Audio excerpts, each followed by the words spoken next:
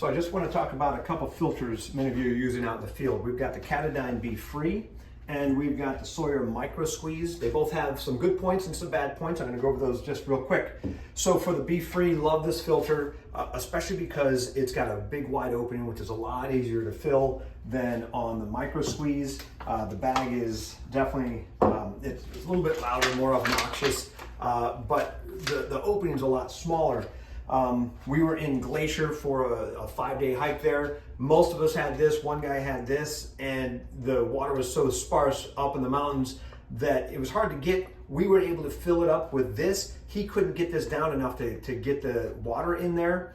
So he was using ours to fill his bag up. So it's kind of a downside to this. Another good thing about the BeFreeze is the filter is encased. It gives a little bit more protection. For the Sawyer, the filter is outside, so it's got some more some chances of getting damaged. But again, if you protect it, shouldn't be an issue at all.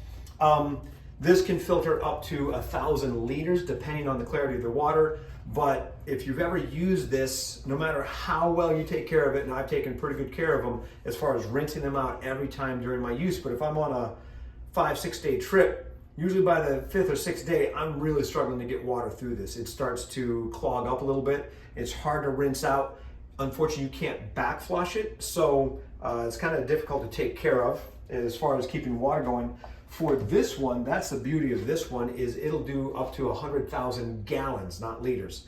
And for this, if it starts to slow down, which it will, you can always back flush it. So you basically take the cap off, fill this up with some clean water, some filtered water you use, put that on there and just push it out, and you can back flush this. So you can get a lot more use out of this. Almost takes it back to the factory use. So you can use this a lot more than the Katadyn. So they both have some benefits, some downfalls, but I want to talk about the care of this one in particular, because this one kind of surprised me.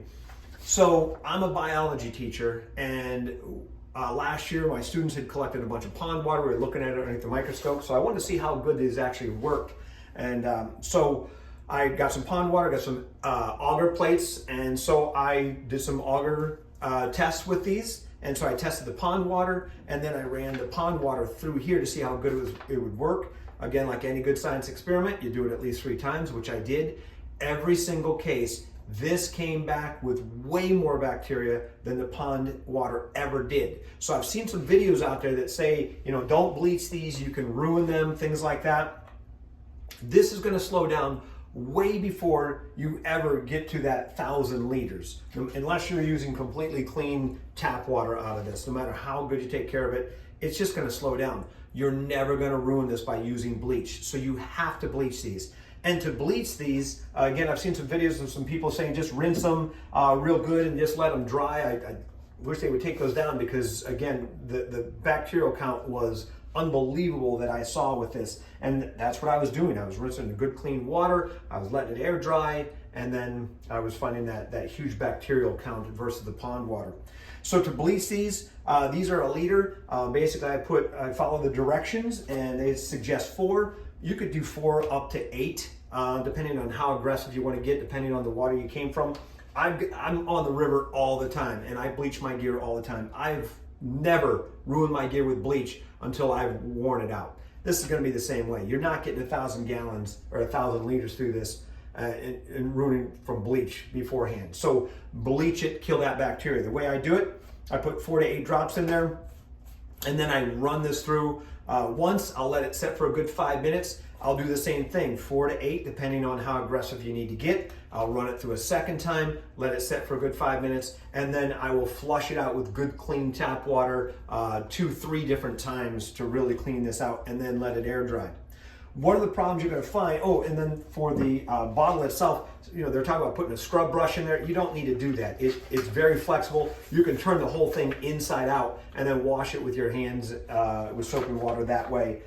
So I'll usually turn that inside out, wash it with soap and water, and then I'll run bleach. So I'm even getting bleach in the bag. Again, you're never going to ruin this before it actually runs out of life of you getting so frustrated because the water's not flowing through as good as it did when you first got it.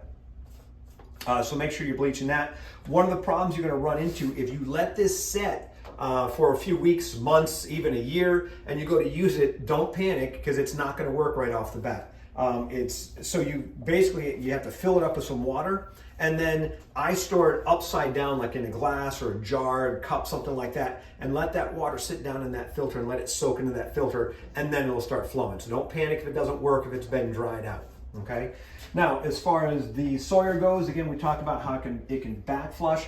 The beauty is I've tried to combine the two, and I finally figured out a way to actually do that, so I can get the bag that I want with the filter that I want. And so to do that, what I've done is I've used my Katadyn as long as I possibly could. I've got a new one here. I actually used this this summer, but this is my old one that had the bacteria in it. So that filter's shot. So instead of just throwing the whole thing away and buying a whole new other system, I'm gonna fix this. And then I bought a brand new Sawyer micro squeeze. And what I want to do is I want to put this filter onto this bag, but they don't fit. But if you take this thing apart, there's a blue cage on here. It turns out it's actually glued inside. There's a little O-ring in there, and it's lightly glued inside. If you twist it hard enough, you might be able to snap it free. I couldn't do that. So what I did was I took the cap off the top, and then I put this down inside the vise like this, so it's sort of on both sides. And I took a screw or a big nail, turn it upside down with a hammer, and you could probably even, I've got a pen here, I could probably even use a pen, and you could put that inside there and wrap that, and it drops the filter out. And when you look at it, you'll see there's an O-ring around there. There's a little blue ring of where it was glued in there. So now I have a perfectly wide opening that I can put on the bag. And the beauty is that this Sawyer happens to screw onto that perfectly. So now I've got the BeFree bag that I want, and I've got the filter that I can back flush if I need to. We used one of the BeFree filters for a gravity feed when we were on the Spanish River this summer.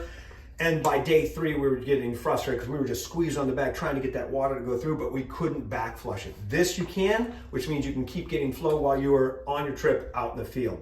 So just want to kind of show you how to do that if you needed to. Again, I like both filters, but this is a great way to get the best out of both worlds.